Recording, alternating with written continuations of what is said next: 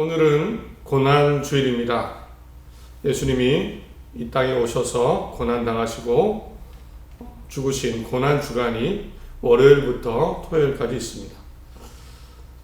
예수님은 인간의 모습으로 오셨고 하나님의 뜻에 순종하셔서 가장 낮은 자리에서 고난당하시고 죽으셨습니다. 이유는 인간의 나의 죄, 나의 구원을 위해서 나의 죄를 대신 사하시고 또 구원의 길을 열어주시기 위해서 이렇게 겸손함으로 또 순종함으로 고난당하시고 십자가에 대신 죽으셨습니다. 이 구원의 은혜를 기억하며 우리가 한 주간을 보내고 고난주간을 지키게 됩니다. 그런데 생각해보면 우리가 매년 고난주간이라고 해서 또 부활절, 부활주일을 지키지만 사실은 우리가 무엇을 해도 제대로 하나님께 다 갚을 수가 없습니다. 구원은 하나님의 전적인 은혜입니다. 하나님의 구원은 우리에게는 정말 완전한 기적입니다.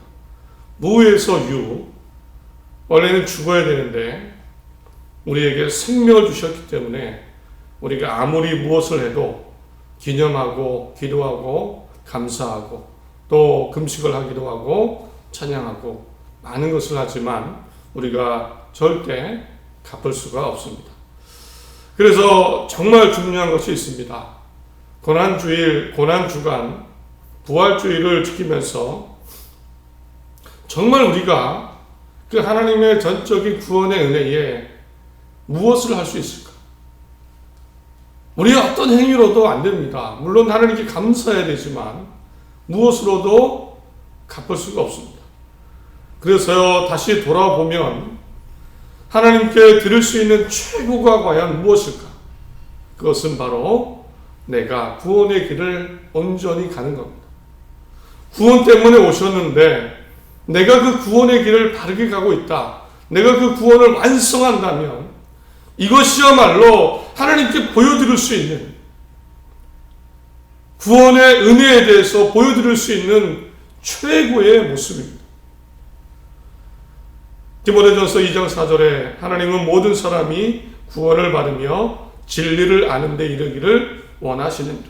모든 사람이, 나뿐만 아니라 모든 사람이 구원의 길을 바르게 간다면, 구원을 완성한다면, 이룬다면 이것이 보여드릴 수 있는 가장 좋은 모습입니다.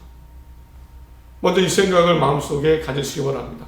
구원이 하나님 앞에 보여드려야 될 가장 좋은 모습입니다. 바르게 가는 것. 예수님이 고난당하신 것은 사실은 세상을 위한 것이 아닙니다. 복을 받고 부자가 되고 이것은 아닙니다. 예수님이 오셔서 이미 정리를 하셨죠. 세상에서는 무엇을 먹을까, 입을까 염려하지 말라. 이것은 하나님을 모르는 이방인들이 하는 것이다. 이미 다 알고 계시기 때문에 기르시고 먹이신다. 그러므로 먼저 그의 나라와 의의를 구하라. 예수님이 고난당하시고 죽으신 것은 세상이 아니라 하나님의 나라와 의, 영원한 생명, 부활을 위해서입니다. 이 고난주간에 우리가 보여드릴 수 있는 최고의 모습, 그것을 깨닫고 또 구원을 향해 바르게 나아가는 우리의 모습이 되기를 간절히 바랍니다. 그래서 오늘은 빌립보서 2장을 중심으로 구원을 이루어 가기 위해 필요한 세 가지 마음을 한번 생각해 보겠습니다. 구원을 향해 바르게 갈 수 있는 바울이 전해준 세 가지 마음, 잘 깨닫고 이해가 되고 마음에 새겨지기를 간절히 바랍니다. 그래서 혼란스럽고 복잡한 세상이지만 정말 빛의 자녀, 구원의 자녀로 살아나가는 우리 모두가 되시길 간절히 바랍니다. 먼저 이 빌립보서가 바울의 편지입니다. 빌립보 교회를 향한 바울의 서신인데 생각해 보겠습니다. 빌립보 교인들은 어떻게 살고 있었을까요? 그들의 신앙은 어땠을까요? 그 당시 빌립보는요, 작은 로마라고 불렸습니다. 어쩌면 제2의 로마. 그 정도로 로마 시민권을 가진 사람은 굉장한 특권을 누렸고, 정치적, 사회적으로 중요한 위치에 있었습니다. 바울이 2차 전도 여행 중에 옥감 장소 루디아를 만나고 빌립보 감옥의 간수와 가족들을 전도하면서 이곳에 작은 로마라고 불리는 이곳에 빌립보 교회가 세워지게 되었습니다. 이후에는 성장을 했습니다. 그래서 심지어는 바울이 선교할 때 금전적으로 선교비를 지원해 줄 정도로 그런 교회가 되어 있었습니다. 그런데 이렇게 로마 제2의 작은 로마라고 불리는 이 빌립보 교회에 그리스도 교회, 탄탄한 교회가 세워졌는데 이 빌립보 교회 교인들에 대한, 성도에 대한 안 좋은 소식이 바울에게 들렸습니다. 바울이 지금 감옥에 있습니다. 로마 감옥에 갇혀 있습니다. 이곳에서 빌립보 교회의 소식을 들었는데 좋지가 않습니다. 교회 안에 싸움이 일어났습니다. 다툼이 있었고 특히나 허영심이 문제였습니다. 3절에 허영이라는 말이 나오는데요. 세상적인 어떤 자랑을 말합니다. 공허한 의미 없는 자랑. 세상의 자랑이겠죠. 앞에서 말씀드린 대로 빌립보 교회는 작은 로마라고 불리는 그런 도시, 빌립보 도시였기 때문에 많은 특권이 있었습니다. 로마 시민권을 가지고 있으면 세금이 면제됩니다. 자기 개인 재산을 소유할 수 있었고 로마 황제에게 직접 상수할 수 있는 그런 도시였어요. 거기 사는 사람들, 내가 로마 시민권이 있다면 굉장한 자긍심, 자부심이 생기는 겁니다. 우리는 이런 도시에 이런 시민이야. 굉장히 이 의식이 강했을 겁니다. 그래서 바울은 3장 2절을 보면 이런 이야기도 합니다. 그러나 우리의 시민권은 하늘에 있는지라 거기로부터 구원하는 자 곧 주 예수 그리스도를 기다리노니. 우리의 시민권은 하늘에 있습니다라는 말을 특별히 합니다. 아마 그랬을 겁니다. 우리는 로마 시민이야. 로마 시민권을 가졌어. 나는 것 속에 어떤 허영심 속에 있을 때 그런 모습에 대해서 그것 생각하지 말고 우리의 시민권은 하늘에 있습니다. 이런 표현일 겁니다. 이 빌립보 교회 안에 허영, 싸움, 다툼, 원망, 시비, 갈등이 있었습니다. 바울이 볼 때 로마 시민권이 있는지 몰라도 빌립보 도시의 시민이라는 자긍심은 있는지 몰라도 하늘의 시민권이 위태위태합니다. 서로 다투는데 허영이 가득한데 원망하고 싸우는데 제대로 구원의 길을 갈 수 있을까? 구원을 완성할 수 있을까? 감옥 안에서 이 소식을 듣고 바울은 빌립보서를 쓰게 됩니다. 빌립보서 2장에는 구원의 길을 가기 위해 필요한, 정말 하늘의 시민이 되기 위해 필요한 세 가지를 우리가 발견할 수 있습니다. 첫째는요, 그리스도 예수의 마음을 가지라는 겁니다. 너희 안에 이 마음을 품으라. 곧 그리스도 예수의 마음입니다. 예수님의 마음은 바로 겸손과 낮아짐의 마음입니다. 원래 예수님은 하나님의 우편에 앉아 계신 분입니다. 하나님의 형상을 가지신 분으로 높은 보좌에 계신 분입니다. 그러나 하나님과 동등하다는 그 자리에서, 그 위치에서 내려오시고 그것을 주장하지 않으시고 오히려 하나님의 뜻에 따라 인간의 세상에 오셔서 세상의 종으로 오셨습니다. 종이 되셔서 완전히 자기를 낮추셨습니다. 그리고 우리 죄를 대신하여 가장 낮은 죽음, 십자가 위에서 죽으셨습니다. 가장 모든 모욕을 대신 당하시고, 바울이 얘기한 것은 이런 예수님의 낮아짐, 이것을 닮으라는 겁니다. 로마 시민이라는 세상의 어떤 특권, 세상의 자랑, 이런 허영을 내려놓고 우리가 예수님 때문에, 예수님의 낮아짐 때문에 구원을 받았다면 우리도 예수님의 낮아짐과 겸손을 가져야 된다는 겁니다. 그래야 예수님이 십자가 구원을 완성하신 것처럼 우리도 구원을 완성할 수 있기 때문입니다. 만약 우리도 예수님의 마음을 가진다면 지금보다 더 사랑이, 인간 존중이 많은 사람이 될 수 있습니다. 나보다 남을 낮게 여기고 더 좋게 여기고 존중한다면 우리는 정말 나쁜 일, 나쁜 생각 그나마 덜하고 선하고 사랑의 모습으로 하나님의 뜻에 합당한 구원의 길을 완성해 갈 수 있습니다. 예수님 때문에, 예수님의 낮아지심으로 우리가 구원받았습니다. 이 모습을 닮아서 우리가 낮아짐으로 나의 구원의 길을 완성해 나가시기를 간절히 소원합니다. 하나님이 기뻐하실 줄 믿습니다. 두 번째로, 구원을 향해 바르게 나아가기 위해 바울이 또 제시한 것이 있습니다. 그것은 복종입니다. 복종. 하나님을 향한 순종입니다. 12절, 그러므로 나의 사랑하는 자들아, 나 있을 때뿐 아니라 더욱 지금 나 없을 때에도 항상 복종하여 두렵고 떨림으로 너의 구원을 이루라. 바울은 나 있을 때뿐만 아니라 나 없을 때에도 복종하라고 합니다.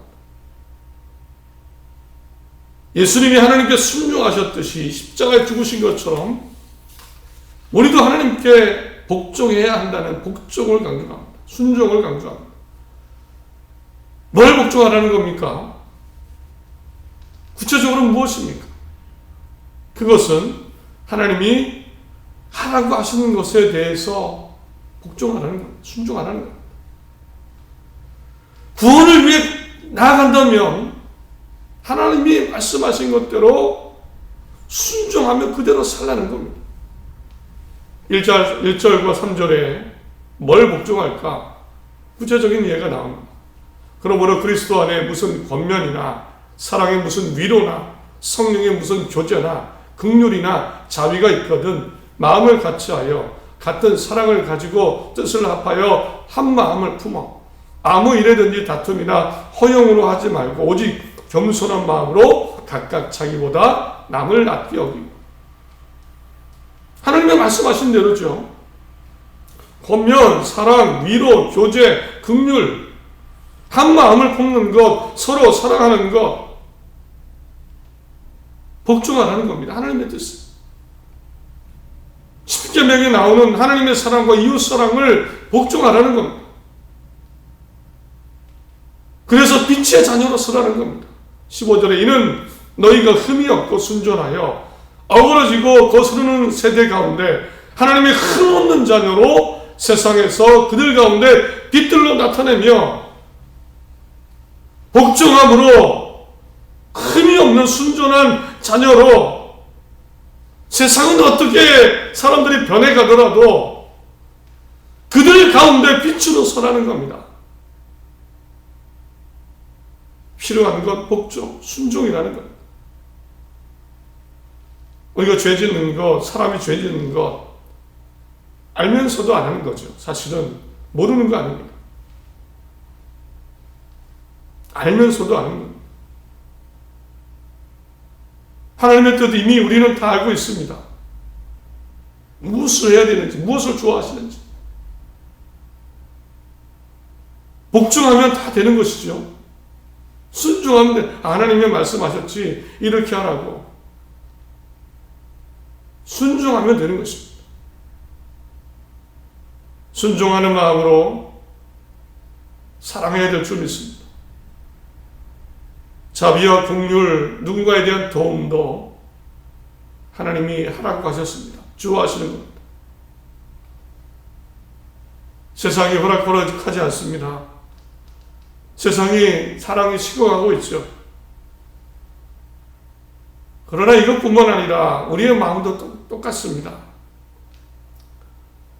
하나님의 말씀대로 살지 않으면 우리도 똑같습니다. 악을 만들어낼 겁니다. 세상 사람들의 모습, 세상의 모습이 그런데 나라고 예는 아닙니다. 하나님의 뜻대로 순종하며 살지 않으면 우리도 악을 만들어내고 죄를 짓게 될 겁니다. 사랑이 식어지고 차가워지고 사랑 없는 사람이 될 것입니다. 하나님의 말씀을 기억하시기 바랍니다. 기억해야 될 줄 믿습니다. 주님의 말씀을 기억해야 될 줄 믿습니다. 하나님을 사랑하고 이웃을 사랑하라. 영수하고 남을 판단하지 말라. 하나님의 뜻을 새기고 순종의 마음으로 살아가는, 정말 그래서 구원을 완성해 나가는, 이루어 나가는 흠없는 빛의 자녀로 사는 우리 모두가 되기를 간절히 소원합니다. 하나님이 가장 좋아하시는 모습일 줄 믿습니다. 마지막으로 구원을 이루어 나가는데요. 구원을 이루라고 하는데 바울은 마지막으로 알려주고 제시한 방법이 있습니다. 바울은 두렵고 떨림으로 구원을 이루어 나가라고 합니다. 두렵고 떨림. 그러므로 나의 사랑하는 자들아, 너희가 나 있을 때뿐 아니라 더욱 지금 나 없을 때에도 항상 걱정하여 두렵고 떨림으로 너희 구원을 이루라. 빌립보 교인들 사랑해야 된다는 걸 알고 있는데 복종이 안 됐습니다. 사실 하나님의 뜻에 복종하면 아무 문제 없습니다. 바울이 함께 있을 때에는 서로 사랑했을 겁니다. 사랑해야 함을 배웠습니다. 자비와 긍휼과 한 마음으로 함께 했습니다. 너무 좋았겠죠. 바울이 몸소 실천하고 교인들이 함께 배우며 하나가 되고 서로를 격려하고 위로하고 사랑과 자비가 충만한 흠없는 자녀로 바울이 있을 때는 그랬습니다. 그리고 그 모습, 신앙의 모습을 다 배워서 알고 있었습니다. 하나님의 뜻을 배웠습니다. 이제 복종하고 나아가면 됩니다. 그런데 알지만 원망과 시비가 생깁니다. 싫은 마음도 생기겠죠. 화도 나겠죠. 같은 사람들이, 다양한 사람들이 모여서 하기 때문에 가정 문제가 일어났을 겁니다. 가족 간에도 싸움이 일어나는데요. 알지만 앞에서 말씀드린 대로 하나님의 뜻에 복종하고 순종하면 되지만 그게 안 됩니다. 바울이 그것을 알고 진단하고 제시한 것이 있습니다. 바로 두려움과 떨림입니다. 하나님을 향한 두려움이고 구원을 향한 떨림일 겁니다. 하나님을 향한 두려움을 가지라는 겁니다. 내가 이렇게 살면 구원을 받을 수 있을까라는 두려움, 하나님의 말씀에 대한 두려움을 갖는 겁니다. 구원을 이루어가는 것에 대한 떨림입니다. 내가 좀 무서운 사람을 만나면 어떻습니까? 두려운 감정이 생깁니다. 어려운 사람, 두려움. 실수하지 않으려고 하고 말한 대로 하려고 하고 내가 정말 꼭 성공해야 되는 일이 있다면 어떻습니까? 손이 떨립니다. 아주 추운 날씨에 성냥 하나밖에 안 남았습니다. 이걸로 불을 피워야 됩니다. 떨리겠죠. 조심조심하겠죠. 마지막 기회입니다. 내 구원의 길, 구원은 한 번의 기회죠. 이것에 대한 얼마나 조심조심합니까?